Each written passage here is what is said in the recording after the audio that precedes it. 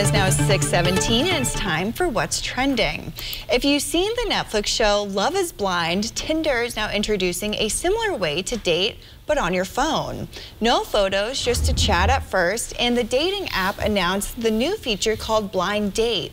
It encourages users to talk before they can see what each other look like, and anyone who tries this new feature will answer some questions. Based on the responses, they will see answers from their potential matches. After they get put in a timed chat, they can choose to chat, and if they both swipe right, their profiles and photos are revealed.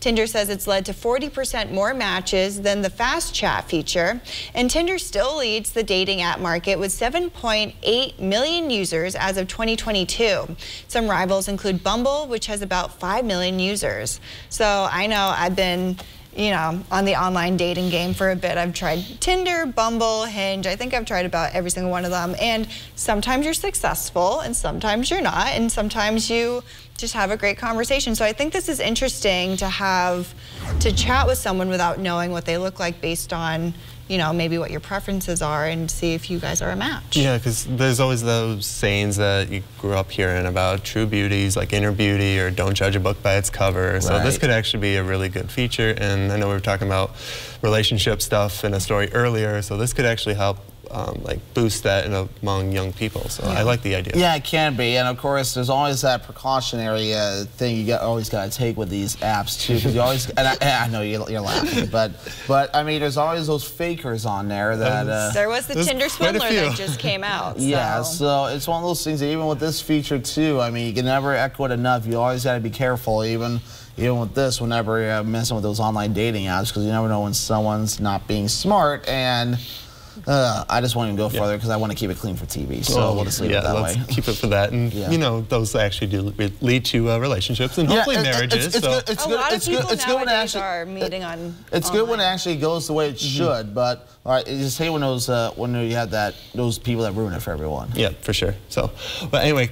Winning the Super Bowl was not the only thing the Los Angeles Rams were celebrating Sunday night. Third-year Rams safety Taylor Rapp proposed to his longtime girlfriend during the celebration on the field. The 24-year-old popped the question while surrounded by his teammates, friends, family, and a whole lot of blue and yellow confetti.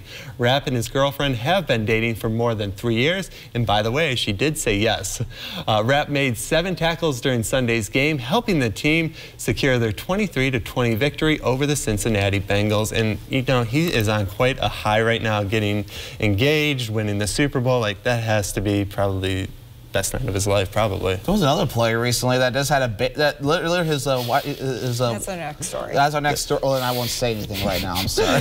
That's going to be our next story, so I'll say that later. But meanwhile, though, talking about this story, though, sorry, I totally just ruined What's Trending. This is why you can't have me on the air here, because I ruined it for everybody. Okay, my question is, would you guys propose after? I feel like my adrenaline would be so high during the game. I'd be too nervous to think about proposing. Yeah, I mean, I don't know. You'd have to be on that right kind of on that right wavelength if you want to make sure you do it or not. I mean, would you do it in front of that many people personally? What if they lost? I mean, that's what I want. Yeah, then you probably wouldn't. He may have done it more in private. I'm sure he done it more in private. He was preparing for it. I'm more of a big fan of proposing in private, but each relationship's different. Yeah, for sure. So. I think this is one proposal that I think I'd be like, it's okay. I would want it to be private, but after having him having such a massive accomplishment like that, I'd be like, okay. And my family and friends are there, so I'd be down for it.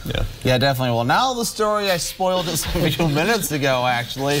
Continuing with the LA Rams, wide receiver Van Jefferson also had a big night, not because of winning the Super Bowl, but because he became a dad. His wife Samaria went into labor in the middle of the Super Bowl. While he was doing his best to beat the Cincinnati Bengals on the field, Jefferson posted a photo to his Instagram story after the big game, showing him cradling his newborn baby boy. His captain simply stated, quote, ×2. That's a reference to the fact that he and his childhood sweetheart are also parents to their 5-year-old daughter, Bella. And how about that? I mean, the Rams, I mean, this just seems like it was meant to be. Almost. I mean, just winning. I mean, and the Rams, it was a thrilling game, too. Yeah. Unfortunately, I had to shut the game off in the fourth quarter because of bedtime. But, yeah, I mean, you have one player, you have 2 players, one that wins and proposes, another one that wins and a new child gets added to the family. And both this amazing, right? It probably just feels like a dream for them, I'm sure. Yes, for sure. And congratulations to Van Jefferson and on the birth of his newborn son. So hopefully he's healthy. I haven't heard anything how.